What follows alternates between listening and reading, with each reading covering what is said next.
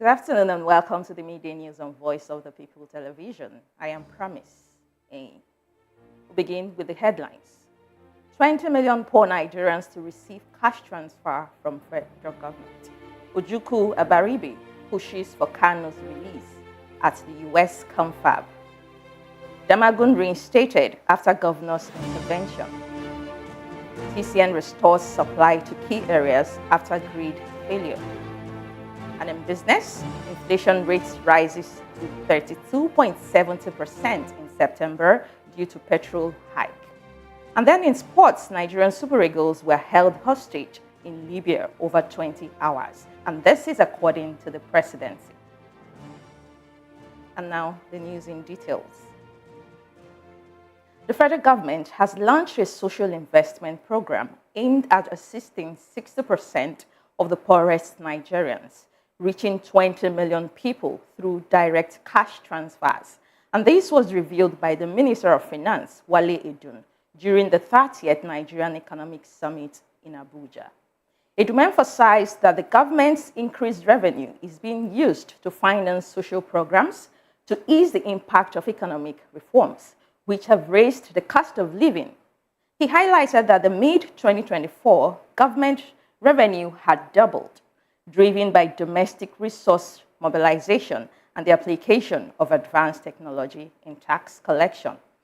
The minister further explained that the cash transfer program, which currently supports 4 million households, will expand to cover 15 million households.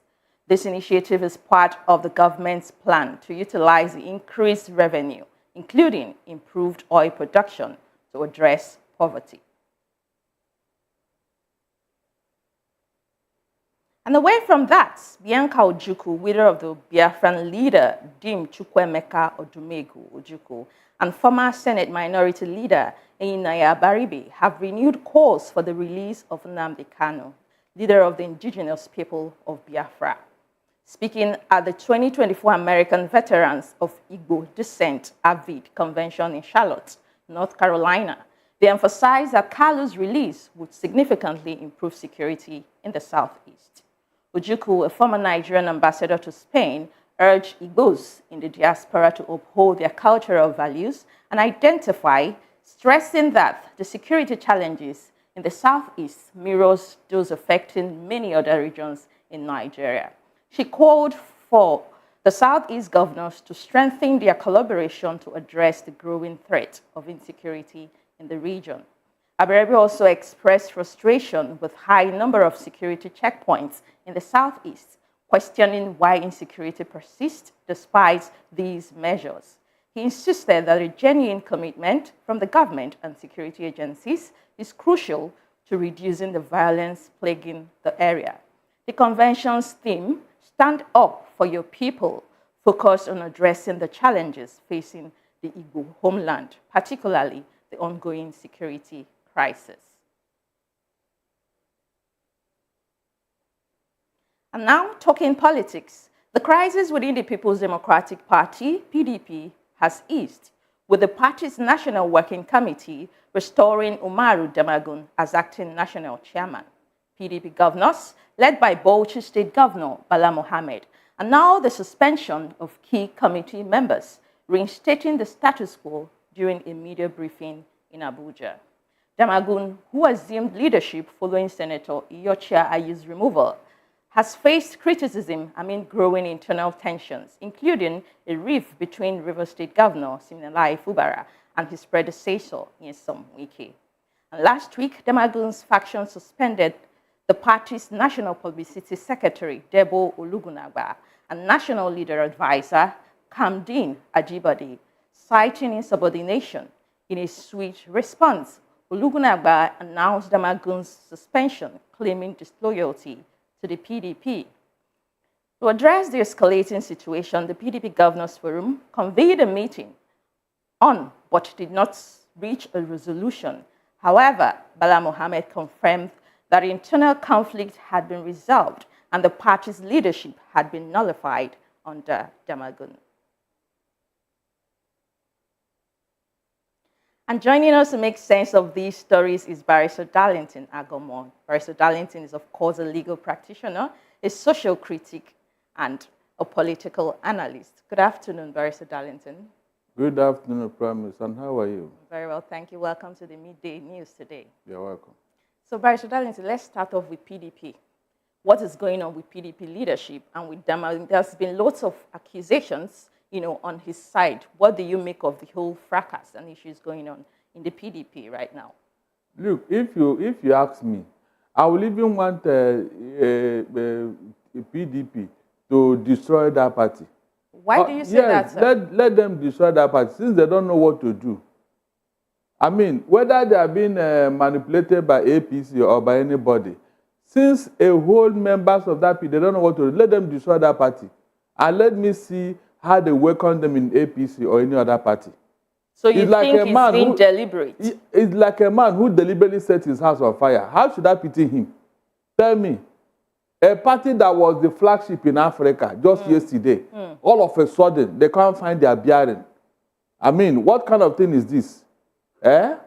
So do you think Damagun is working with Wike as accused? Look, whether Wike or Damagun, if PDP don't know what to do to give themselves some respite, to give themselves some sense of responsibility, let them destroy that party. And let me see whether APC will absorb them. It's as simple as that. All the people that the APC is using to destroy the PDP, if they don't have sense, if they are not reasonable enough, let them destroy PDP and let us rest. It's enough. I don't like the idea of every time Wike, Damagun, this and that, as if you have children who don't know what to do. You mean as at this age, with all their experience in office and all their years of being in that party, they don't know what to do? Let's assume that the founding fathers of PDP are no longer there. But you claim to be men who have sense, who can reason. You claim to be an opposition, and yet you are being manipulated.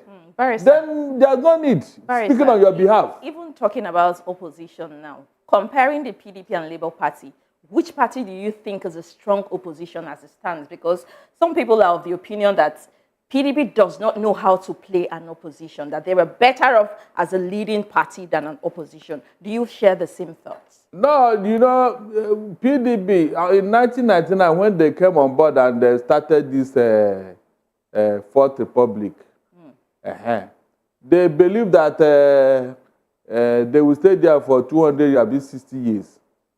And so when they left office, when they were booted out by APC, either by hook or by crook or by whichever means. You think it's by hook or crook? There was an election, sir. Yes, the election, you and I know how it panned out. So let us not go there. Okay. The fact remains that PDP, if PDP were responsible enough as a party, my dear, they would have gone back after the first time of APC. After what Buhari did in office, it would have been impossible for Nigerians to elect another APC in office. But rather what people saw in PDP was a cross-carpeting and, swapping from APC to PDP. That is it. That's what I'm talking about. Some people going back and forth. Yes. All the crumbs they collected from the tables of APC, I'm sure they have finished with it. So you're saying... They can never welcome them fully in APC. So you're saying Labour Party is a better opposition than PDP? Is it not obvious? At least you have a leader in Labour Party. But Labour Party also has their own issues right now. The issue they have leadership issues going on. The issue they have with Labour Party is not as big as that of PDP. But as then, nobody is manipulating anybody in a Labour Party. It's just an internal wrangling. Nobody in Labour Party is playing the role in Wike is playing in the PDP. And I don't think it will ever happen in the Labour Party. So if up to now, PDP don't know what to do with Wike, it's left for them now. Let him do what he wants to. Let them finish the party and let us rest.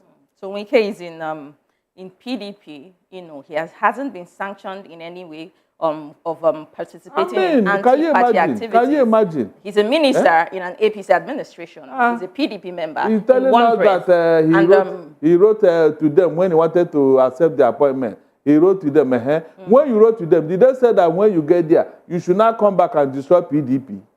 Is that what you wrote to them? Because he's claiming now that when he wanted to accept the offer of APC, he wrote to them.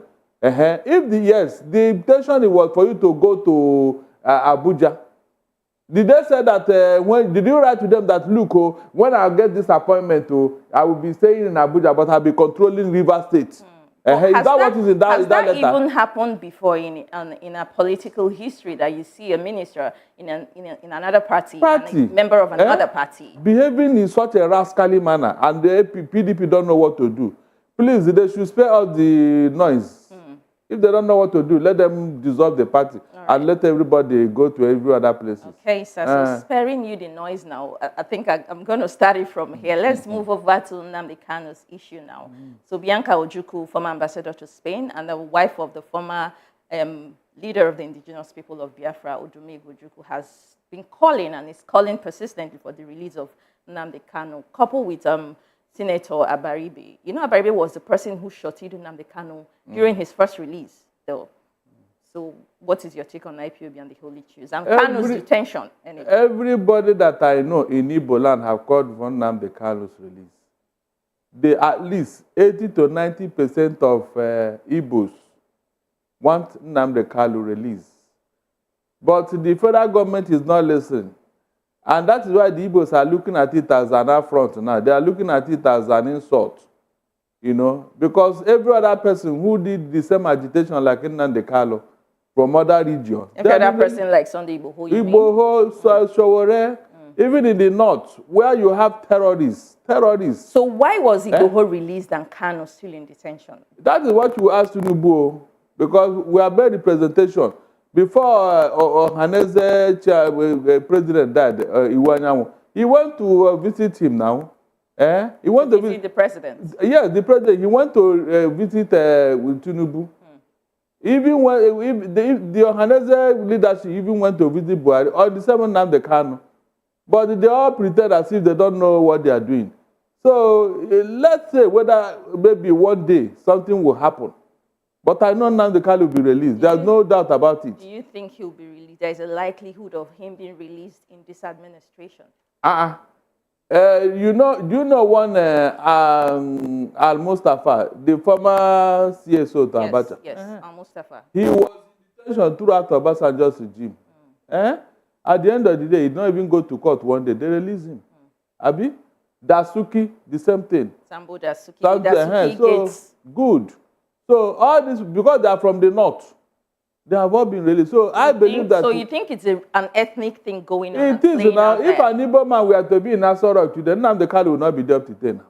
Was it not when Tinubu came into office that Showore was released? He was discharged and acquitted of treasonable felony. Sunday Igboho, even as far as Benin Republic, they went there to release him. But Showore has persistently kept saying that he has no attribution or no relationship whatsoever with the current president. You know what he would have done? For me to believe him, when Tinubu government released him, he would have said, no, I want to stay here and go through the court process. Let the court release me instead of the Attorney General entering a nulli prosecute. Because that was what they did. That was what they did. So he would have refused that offer and said, no, I'm not going to be, I don't want your offer. I want to go through the court process. Let the court be the one to release me that I have no case to answer.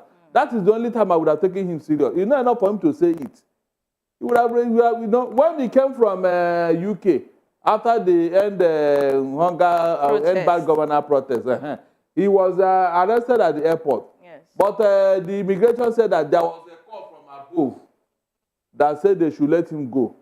He would have said, no, you people kept him on your wanted list. I want to go to court. Talking about the arrest, barrister, you know that according to Showore, he said he had this inkling that he was going to be arrested at the airport. So his men were already at the airport waiting for him before landing. Look, one, how did he get that information? And secondly, I mean, how was he just, released and not arrested and kept in detention? He can deceive everybody, not me.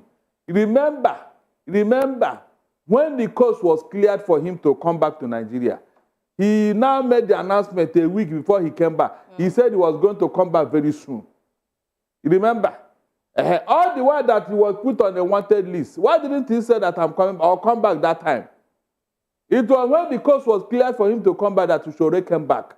So all this night that my men came back, they were trying to just say, if they have arrested him, what would his men do? Hold on. No. If they have arrested him at the airport, what will those people that gathered there, what would they do? Probably protest. But after what will happen? Oh, no, will they stop his arrest? No, look at it. He said that his men was at the airport. If your men were at the airport, how many of them? If they tear gas them, wouldn't they run away? So all this noise that these men were, so your men made your release very easy, Abi. Are you serious? When you were detained under Buhari, why didn't your men protest for your release? Please, talk another thing. He was released because Tinubu was in power. That's all. So, let's not deceive ourselves. Baribe also mentioned, the number of checkpoints I'm going back to the IPOB issues now. That's where we are still anyway. So he mentioned number of security checkpoints in the southeast, and when the southeast is not a war zone, we don't have high level of insecurity in the southeast like we have in the north, like the northeast and the northwest. You understand? Because a lot of motorists and travelers have said, keep saying repeatedly that when you go to the southeast, every pole has a checkpoint, has a security checkpoint. Yet, insecurity, still happens. The other day, they kidnapped some sports journalists, in Anambra State, I think. Why do we have such level of checkpoints and security presence in the southeast and not, shifted down to the northeast where we have high number of insecurity? This is the question you ask the federal government, because we are tired of saying the same thing all over. It's like the federal government have an interest in the southeast. They are the ones who causing this insecurity. We have said it repeatedly. By now, I would have asked, the federal government would have asking themselves some question. With all the military checkpoint, with all the army of occupation in the southeast, how come? That means they are the ones who are responsible for what is going on. It's as simple as that. You think so? Let them explain to us. So? This is your thought, sir. Sorry? This is your thoughts. Look, is it not obvious? I was thinking that by now the federal government shall call those people in Southeast. Come, what are people doing when this is escalating? That means it is people that are who are the unknown gunmen. Have you ever seen somebody who is unknown? A human being is unknown gunmen. But they are human beings, they carry gun, they shoot people. Who are they? So you can see. Why haven't the government find out who is this unknown gunman with all the security men in the southeast? So, my dear, there is an army of occupation in the southeast, and they are the ones fueling this insecurity. Wow. When you want to hang a dog, you give it a bad name. All right. Whenever these things happen, they will call IPOB. Meanwhile, IPOB is not a terrorist group. They don't kill anybody. But they were proscribed by the Nigerian government, sir. But they have been proscribed by the court. Is that not true? But people still call IPOB terrorist. It doesn't matter. It doesn't matter. Use that word all the time. It doesn't matter. It doesn't matter. The fact remains that the court have ruled on that matter. They even said that Nnamdi Kanu should be paid compensation. Is that not enough? So all this noise that IPOB, okay, if they're a terrorist group, how come it is only Buhari regime that see them as a terrorist group? No other country or anywhere in the world. Does it not tell you something? If there's any terrorist group in the whole world today, the Western world should know. They should know. They have a template for terrorism. So how come they have not called Nnamdi Kanu a terrorist? Yes, they are interested in his matter. So that will tell you that it's just a hatred. Kanu was also released by the court anyway, but he's still held. He's still in custody. The same Buhari that told us that whatever the court decide, he's going to abide by it. And now the court decided he still sat on the matter. So, all the shenanigans are very obvious. So you're saying government do not. That is why I tell you that the federal government is the source of insecurity in the southeast. They have told him releasing Nnamdi Kanu so that this thing will stop, sir. But they refuse. All right, so let's move away from the IPOB issues now. We're talking about the federal government in launching a social investment program where according to the FG now, the finance minister, 60% of Nigerians are going to, 60% of the poorest of Nigerians are going to benefit from this. So the question is, how did they get that data? Knowing 60%. So it used to be 4 million Nigerians benefiting from this social investment scheme. 4 million Nigerians is like 2% of 200 million Nigerians. Just 2% going to benefit. Now they are shifting it to like 15 million Nigerians, and that's less than 10% of Nigerians. And they're claiming it's 60%. Yes, so let's just even share your thoughts on that before we move into how the finance minister said we've been getting revenue, and this money they are going to use for this social investment program is from the revenue accrued from Nigeria. My dear, that SIP, it has become a conduit pipe for fraud, for deceit, for embezzlement. Really, sir? Because there is no data for these poorest of the poor. No data. No data. They don't even have bank accounts. So how are you reaching them? Please, somebody should tell me how. How are you reaching? We are talking of people who are in the hinterland, ungoverned spaces. These are the people we are talking about here. The hinterland, they don't have electricity. They don't have pipe-borne water. They don't even know what is government. They are being controlled and intimidated by terrorists. These are the real people who are the poorest of the poor. How did you reach them? How? You mean you drive to their houses or with a car or with what? How do you reach them? So, my dear, they can tell that to the Marines. It's so another way of siphoning money. Barrister Darlington, the question now is it even enough for like 2% of the whole Nigerians are getting this investment, social investment? You know, what happens to the rest of the people? Good. That in fact, you have answered the question. Now, I want you to answer. Yeah, because it's not clear to me. Where did you get this 2% or 4% or even or 60% according to you? Where did they get it?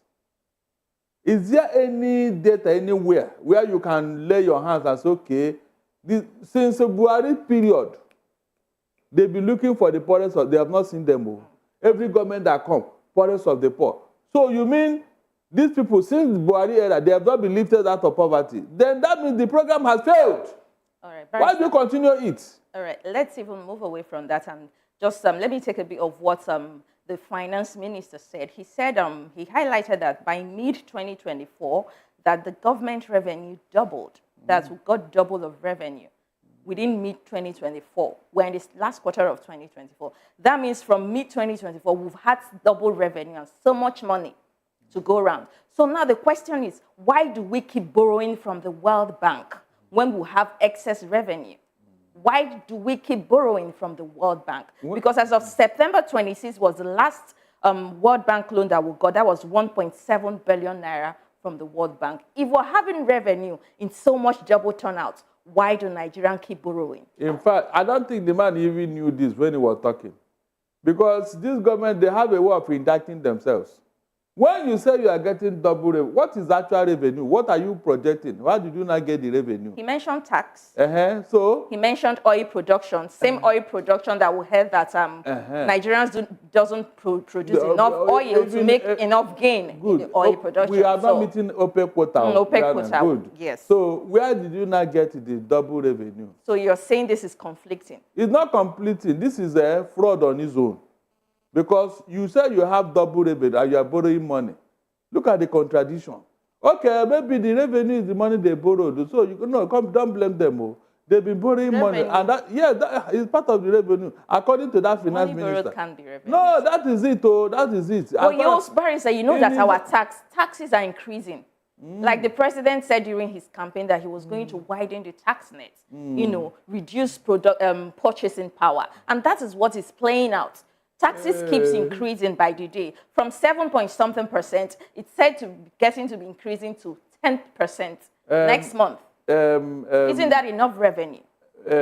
Promise. Sir? As I'm talking to you today, listen very well so that you know where these taxes are coming from. Yesterday, I got a message from NEPA that my bill for last month was 135,000 naira. Did you hear what I said? 135,000. That's my bill. I had prepared. What band are you, sir? Sorry? Are you on band A? I told you already, they shifted me to band A without talking to me, without asking me. On their own, they put me in band A. Meanwhile, I had prepared meter, which they told me that it has expired, so I cannot recharge with it. They remove it on their own. Oh, yeah, give me another one. No. They now started making me, through this means, Please. But you're getting 247 power supply, right? What right, are you talking about? Which one? So we had that band A's get in 3 days. They don't cut off their electricity hold supply. on, please. If you are supplying lights, do I sit down at home from morning till 12 midnight doing what with the lights? Tell me. It's not enough for you to say you are supplying light. Is the person consuming that light? That is the question. Is it not consumption that you are paying for? So if I'm not consuming, why are you charging me so much? These are part of the thing they are doing to you, and you say they are making. So by extorting people's money, is that how government make money? By extorting money from people. Let's assume even that I sit down at home from morning till night, watching television or whatever. Please, is there any way it will amount to 35,000 naira in a month? Barrister, is the discourse that will answer this. I'm telling you how they are making that revenue. So by the time you now go and pay, they will add it as some, because the NEPA money must be bringing returns. You know, they are no longer funding NEPA according to them. These are all part of what? The revenue they are making. Then listen very well though. The fuel, they told you that they are making subsidy or they are not making subsidy. Up to today, the secrecy surrounding that oil industry, nobody have explained it to you. True or false? The president is the minister. Do you know that up to today, you don't know how much fuel you are consuming in a day? At least from there, we can know how much they are subsidizing in a day. Up to today, do you know? You don't know. They just reel out figures and tell you that. So all this secrecy, all this fraud is what they are counting as the what? Revenue. That is why you cannot see the impact. If people are paying tax, it should reflect in social amenities. You will see things working. But here, nothing. So the double revenue they have collected, where is the impact in the life of Nigerians? You don't have light because you're only talking about 5,000 megawatts of electricity. So if people in Band A are enjoying light, please, the people in Band B, C, D, E, are they not part of Nigerians? Are they not supposed to have light? Is there any way 5,000 megawatts of electricity will cover the whole 200 million people? Is it possible? No, even without being told. So if you have light as a Band A consumer, it doesn't mean that every other person is having light. Why would you not say a human being should have 4 hours of electricity in a day? A Nigerian in 21st century should have just 4 hours. What will you do with 4 hours? And you now shifted it to Band A because you want to collect money from them. Look at the difference between Band A and Band B. Band B is 62 naira per kilowatt. Then Band A is 200 and. That's by 300%. Tell it for 4, even 4. Look at the gap. We also recall that a lot of Band A users came out. It was in the news last week that they protested that, look, we no longer want to be in Band A. I'm telling you. Take us out of Band A. You forced me into it. People are seeing electricity supply and they said they've had enough and they don't want it anymore. They want to stop money from you. It's not as if they are doing you any favor. I told you, whenever this government wants to do something for you, go and check. There's something they are taking away from you. You think I just gave you an example now. Right. Look at the gap between Band A and Band B. People in Band B are paying 62 naira per kilowatt. Then people in Band A, 220 something. Please look at the gap. Is there any way you can justify that? Barrister Darlington, sadly, I hope the governments are listening. Of course they are listening, and I hope something will be done about this. But so all the money they are making is the money they are extorting from us. That's not how to make revenue. That's not how to generate revenue. All right, this is where we'll draw the curtain on the analysis, sadly. Barrister Darlington, thank you so much for always joining us and always being here for us all the time. Barrister Darlington is, of course, a legal practitioner and a social and political analyst, amongst others. Thank you, Promise. You're welcome, sir. Thank you. So you're still watching the Midday News on Voice of the People television. Ahead of the news, TCN restores supply to key areas after grid failure. We'll take this and more after the break. Stay tuned.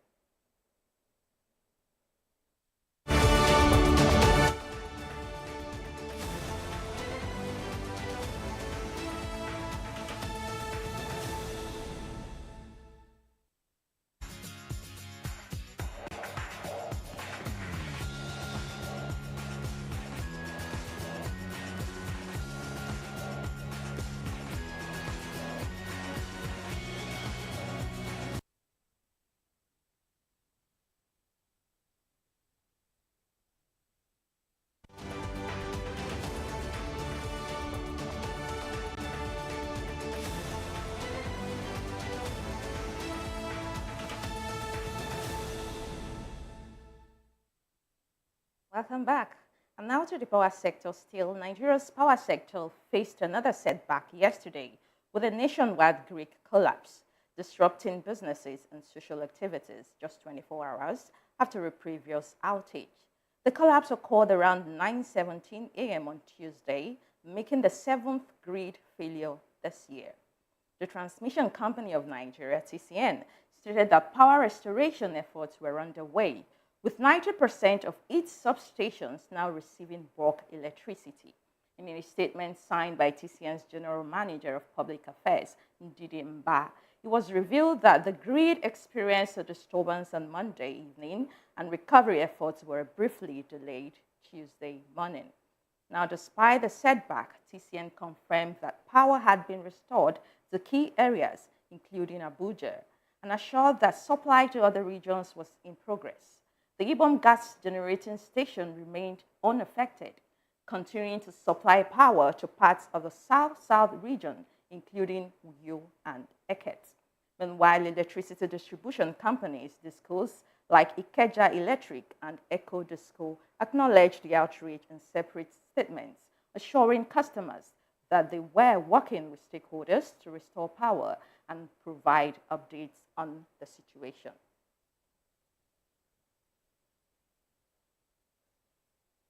And now moving over to Anambra State, where criticism has followed the signing of the Anambra Local Government Administration Law 2024 by Governor Chukwuma Soludo. Soludo, as he defended the law, stated it was necessary to avoid chaos and ensure sustainable development.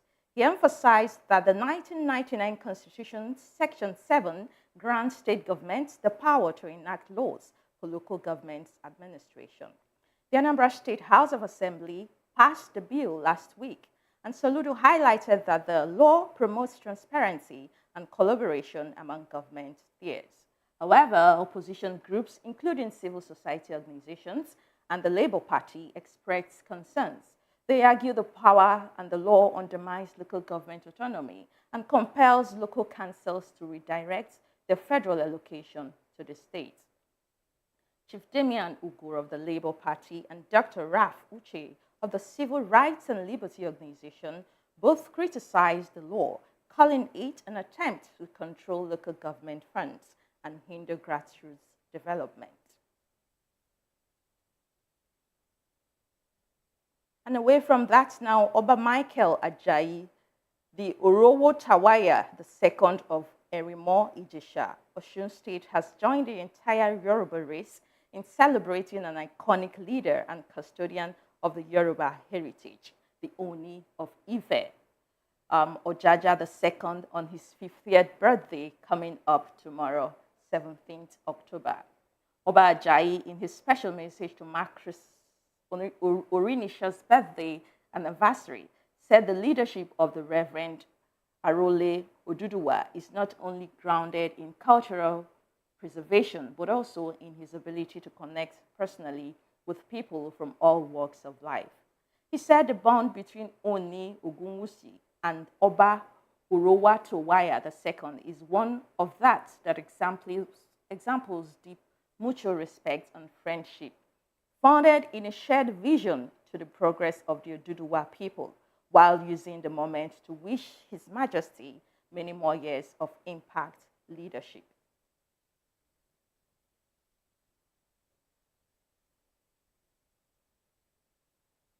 While you're still watching the Media News on Voice of the People TV, coming up is the business and sports stories. Do stay tuned.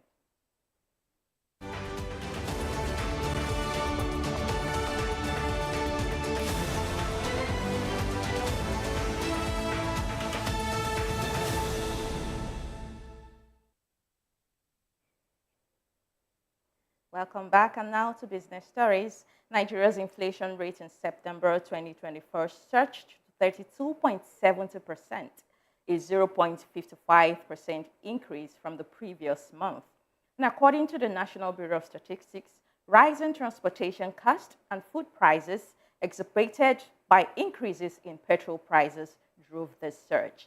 Year on year, inflation rose by 5.98 percentage points from 26.72% in September 2023. The food inflation rate climbed to 37.77%, driven by higher prices for oils, meat, and beverages. With an annual rate of 37.53%, core inflation, which excludes food and energy, rose to 27.43% year on year, mainly due to increased cost of housing, rentals, transportations, and restaurants meat.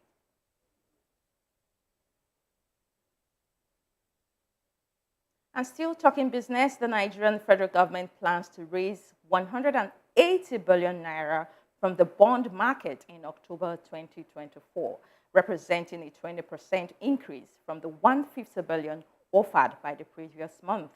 The Debt Management Office announced that the funds will be raised through two reopenings of previously issued bonds, a 5-year bond and at 19.30% and the 7-year bond at 18.50%. And this move underscores the government's continued efforts to finance infrastructure projects and manage fiscal responsibilities. These bonds are seen as secure investments, offering tax benefits and meeting liquidity requirements for financial institutions.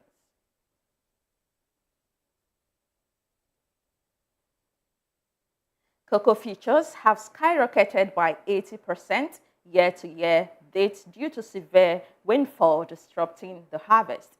In Ivory Coast, the world's top cocoa producer. Since the late September, heavy rains have complicated bean collection, drying processes, and transportation, causing arrivals of ports to drop drastically.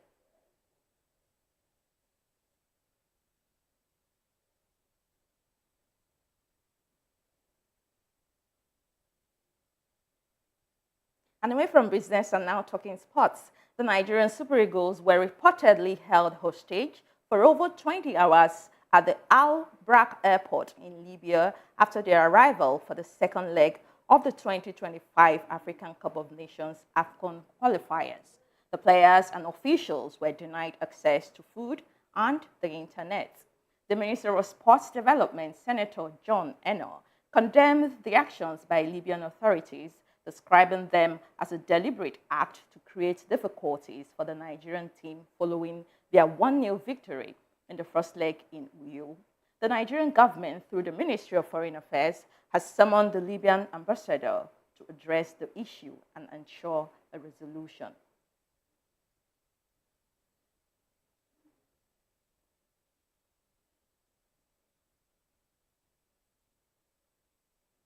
Still talking sports now, Waheed Eniton Oshodi has been unanimously elected as the new president of the African Table Tennis Federation, ATTF, during the elective annual general meeting in Addis Ababa, Ethiopia. Oshodi, who is also the executive vice president of the International Table Tennis Federation, ITTF, becomes the second Nigerian to hold the position after Segun George. He succeeds Egypt's Khalid Al-Sashi, who completed 3 terms. Oshodi's election highlights Nigeria's growing influence in African sports leadership. The newly elected team also includes Cameroon's Alfred Bakweka as deputy president, another executive position filled by representatives from Ghana, Ethiopia, and South Africa.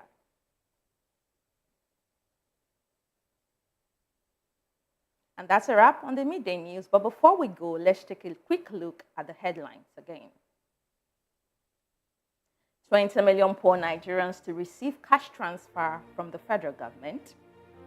Ojukwu Abaribe push for Kano's release at US Confab. Damagun reinstated after governor's intervention. TCN restores supply to key areas after grid failure. And in business, inflation rate rises to 13.70% in September due to petrol hike.